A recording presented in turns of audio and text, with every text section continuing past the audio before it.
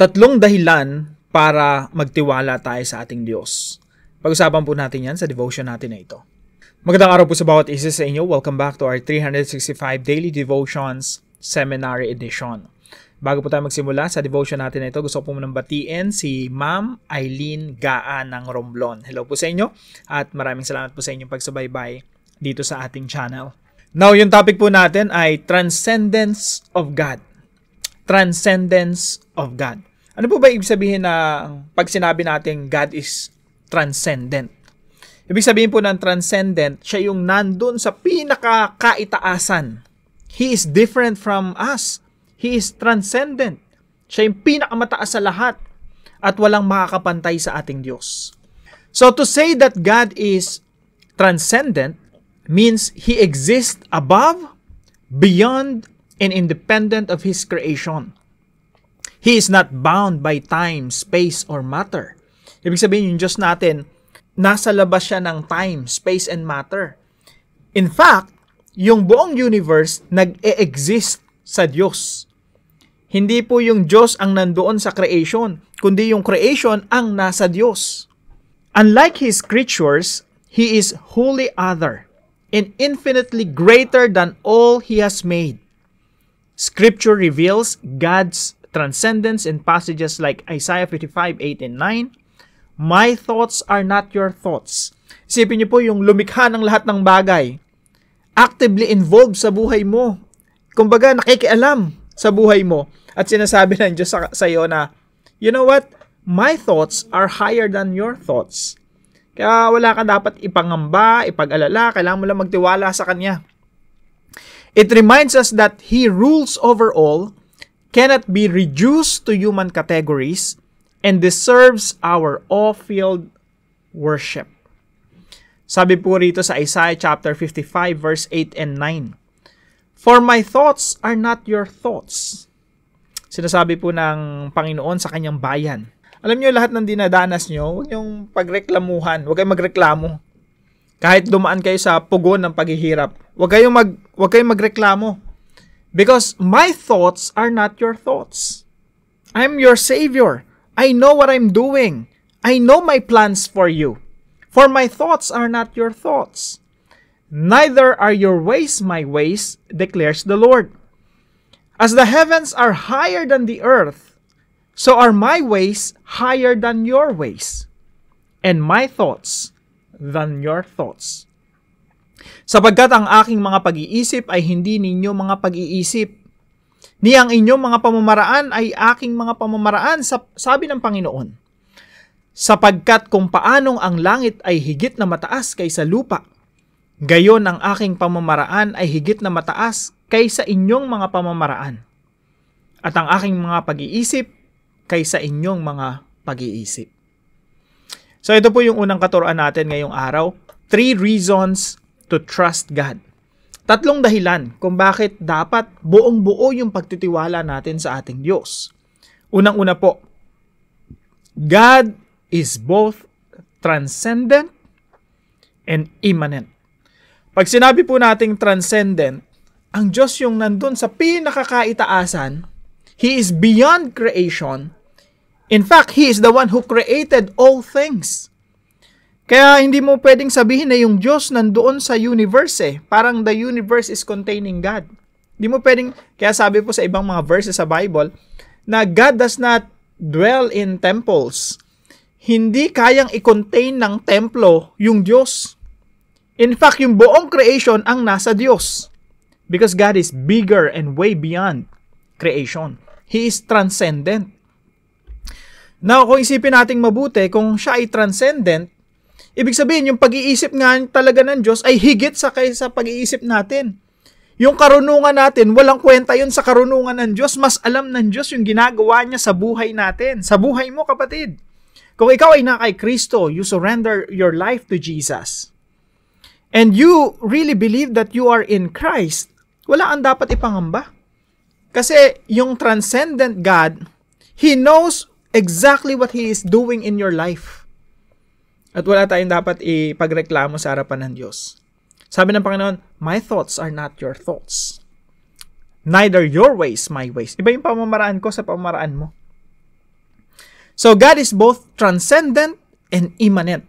Pag sinabi naman nating immanent, ito naman yung si Lord, bagamat siya ay nandun sa pinakakaitaasan, He is beyond creation, pero at the same time, He is immanent, He is actively involved in your life. Bawat minuto ng buhay mo, involved si Lord. Bawat tibok ng puso mo, involved si Lord. In fact, hindi titibok ang ating puso at mananatili tayong buhay kung hindi tayo pinananatiling buhay ng ating Diyos. So, He is transcendent, at the same time, He is immanent. Ibig sabihin nun, siya ay malayo, at the same time, siya rin ay malapit. Siya ay nandun sa kaitaasan, at the same time, He is near. Kaya po, pag binasa niyo po itong Isaiah 55, sabi po rito sa verse 6 dito, "Seek the Lord while He may be found. Call on Him while He is near." And then sabi po rito, "Let the wicked forsake their ways and the unrighteous their thoughts. Let them turn to the Lord." Now, pangalawang puntos po natin, God's thoughts are infinitely higher. Yung pag-iisip po ng Diyos, mas mataas kaysa sa ating pag-iisip. Kaya po sabi rito sa verse 8, "Sapagkat ang aking mga pag-iisip ay hindi ninyo mga pag-iisip." Meaning, sinasabi ng Diyos, yung nalalaman mo masyadong maliit. Actually, pag nag-isip tayo, pang oras lang. O kaya pag nagplano tayo, pang isang araw lang. Hindi pa natin alam kung ano mangyayari bukas. Wala tayong control sa mangyayari bukas eh. Minsan, yung pinakamagagaling sa atin, nagpaplano 1 week, 1 month, 3 months in advance, or maybe 1 year in advance. Pero pag nag-isip ang Diyos, infinite. Mula sa pinaka-nakalipas hanggang sa pinakadulo, tapos na sa isipan ng Diyos yung kanyang plano. At tayo ay meron lang maliliit na istorya sa istorya ng Diyos, sa malaking istorya ng Diyos, na alam ng Diyos exactly kung saan ka nag-fit sa istorya ng Diyos. Tandaan natin, yung mundo, it's not about us. The world does not revolve around us. We are living in a God-centered universe. Ang sentro ng buong creation ay ang Diyos. Kaya wag nating isipin na, Lord, nandyan ka para sa akin. Mali. Tayo ang naririto sa creation, sa mundo, for God. Kasi yung buhay natin para sa Panginoon at alam ng Diyos exactly kung ano yung role mo sa mundo. At alam ng Diyos kung ano yung exactly na pinapagawa niya sa'yo. At alam ng Diyos yung istorya ng buhay mo. At alam ng Diyos kung paano niya gagamitin yung maliit na istorya ng buhay natin para sa maganda at malawak na istorya ng Diyos. Pakatanda natin mga kapatid, kung maraming mga pangit na nangyayari sa buhay natin, kasama yan sa istorya ng Diyos. As long as patuloy tayong nagtitiwala sa Panginoong Jesucristo, as long as patuloy nating inaalay ang ating buhay sa ating Panginoong Jesucristo, wala tayong dapat ipag-alala. Ang ating Panginoong Jesucristo namatay doon sa krus ng Kalbaryo, nagdusa ng husto. Pero yung pagdurusa ni Kristo, parte ng napakagandang plano ng Diyos na pagtutubos sa sangkatauhan. Kaya pag nagdurusa tayo mga kapatid, yung pagdurusa natin, isipin natin, kagaya ng pagdurusa ng Panginoong Jesucristo, may purpose yan, may reason yan. And sometimes yung Diyos lang yung nakakaalam. And at the end of the day, or pag nakatagpo natin siya, baka ikwento pa sa atin ng Diyos, no? Kung anong purpose ng lahat ng nangyayari sa ating buhay. So God's thoughts are infinitely higher, and number 3, God's ways are infinitely better. Kaya po sabi rito, "Neither are your ways my ways, declares the Lord." So are my ways higher than your ways. Sa Tagalog po, ang aking pamamaraan ay higit sa iyong pamamaraan. Mga kapatid, sa maraming nangyayari sa buhay natin, actually, lagi kong pinagpapasalamat sa Panginoon. Lord, salamat kasi ang dami kong prayer request na hindi nyo sinagot. Na baka kung sinagot nyo long time ago, napariwara pa yung buhay ko kasi ang dami kong gusto in the past na hindi pala makakabuti sa akin. Salamat kasi you are infinitely high, your wisdom is infinitely higher, your ways is infinitely better, at alam nyo kung ano yung mga panalangin ko na dapat sagutin, at alam nyo yung mga panalangin ko na hindi dapat sagutin. For example lang, siguro kayo makaka-relate, no, sa pag-aasawa. Ang dami nating pinag-pray in the past, nabuti hindi yun ang napangasawa natin. No? I'm sure, no, marami sa ating ganon. Kaya ngayon, naglanding ka sa asawa mo ngayon. Thank God, praise God. Kaya umarap ka sa asawa mo ngayon at sabihin mong, marunong ang Diyos. Marunong talaga yung Diyos. Kasi pinagtagpo kayong dalawa. Marahil hindi mo pinag-pray yan 10 years, 20 years ago, or 30 years ago. Pero sa infinite plan ng Diyos, naririyan na yan. At alam ng Diyos yung kanyang ginagawa. So, paano po natin ito isa sa buhay, mga kapatid? Number 1, repent by changing your mind. Magsisi po tayo by changing our mind. Metanoia, yun po yung concept ng repentance. Yung, Lord, yung isip ko masyadong maliit. Patungo pa sa kapahamakan yung mga decision ko. Lord, I repent. Tinatalikuran ko po yung sarili kong mga desisyon. Kaya po, pag pinag-aralan nyo yung Isaiah chapter 55, sabi rito, seek the Lord while He may be found. Call on Him while He is near. Let the wicked forsake their ways. Yung mga tao daw masasama, yung mga iniisip, yung mga lakad, magsisi na kayo, lisanin ninyo yung inyong landas. Repent. At nang liko ang kanyang mga pag-iisip. Bakit po? Yung pamamaraan natin, lakad natin, pag-iisip natin, lahat ng yon ay inferior. Ibig sabihin, may depekto. Hindi natin alam yung mga desisyon natin, masama, magiging miserable pala yung buhay natin. So, sinasabi rito ng Diyos, let the wicked forsake their ways. Talikuran niyo na yung inyong mga, gawi at bumalik kayo sa Diyos. Repent by changing your mind. And number 2, rely on God's plan and wisdom. Yung mga decision natin, huwag natin masyadong ipagmamalaki sa harapan ng Diyos or kahit kaninong tao. Baka kasi mali yan, baka palpak. Kaya sinasabi rito, repent, magsisi kayo, talikuran ninyo ang inyong mga pamamaraan sapagkat mas magaling ang Diyos. Mas matalino ang Diyos. Forsake your ways. And then pagdating sa verse 8, sabi niya, I have my own ways. Meron akong sariling pamamaraan. Dun ka umasa. Yun ang sundin mo. Rely on God's plan and wisdom. Kasi yung plano ng Diyos, higit na mas maganda kaysa sa plano natin. Yung pamamaraan ng Diyos na higit na mas maganda kaysa sa pamamaraan natin. And let's rely on God's plan and wisdom. Kahit pa dumaranas tayo ng mga pagsubok katulad ng bayan ng Israel ng mga panahon na ito, ang dami nilang pagsubok, dumaan sila sa pugon ng paghihirap. Pero ang kailangan po natin gawin kung yun, nandun tayo sa ganung sitwasyon, magtiwala sa Diyos because God knows exactly what He is doing in our lives. Alam ng Diyos kung ano yung ginagawa niya sa buhay natin and God has a beautiful plan. God has a better plan.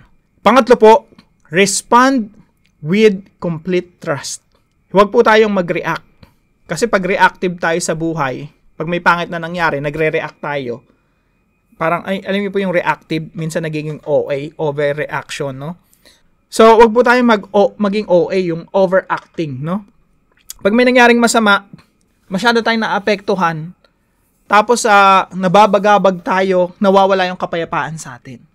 Mga kapatid, paano mo lalabanan ng takot? Paano mo lalabanan ng pangamba? Paano mo lalabanan ng mga problema sa buhay? Magtiwala sa Diyos. Kasi pag buo ang tiwala mo sa Diyos, ang puso mo ay mapupuno ng kapayapaan ng Diyos.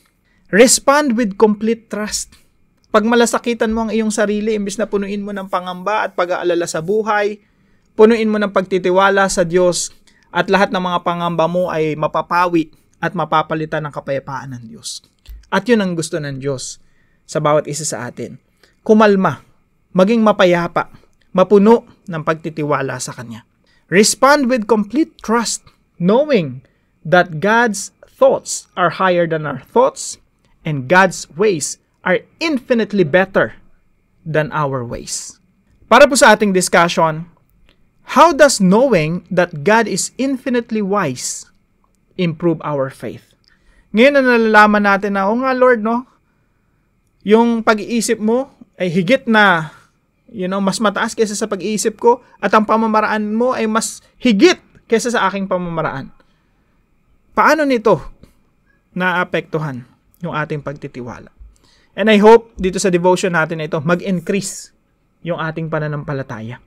Mabuo yung pananampalataya natin sa ating Diyos at hindi na tayo mabagabag pa. Samahan niyo po ako sa panalangin.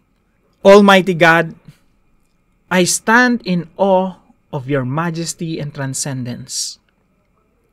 Your thoughts are higher than mine, and your ways are beyond my comprehension. Thank you that though you are exalted above all creation, you graciously stoop down to love, save, and guide me. Teach me to worship you with holy reverence and to trust fully in your sovereign wisdom. May my life bring honor to your name, the one who is above all, yet near to his people. In Jesus' name, amen and amen.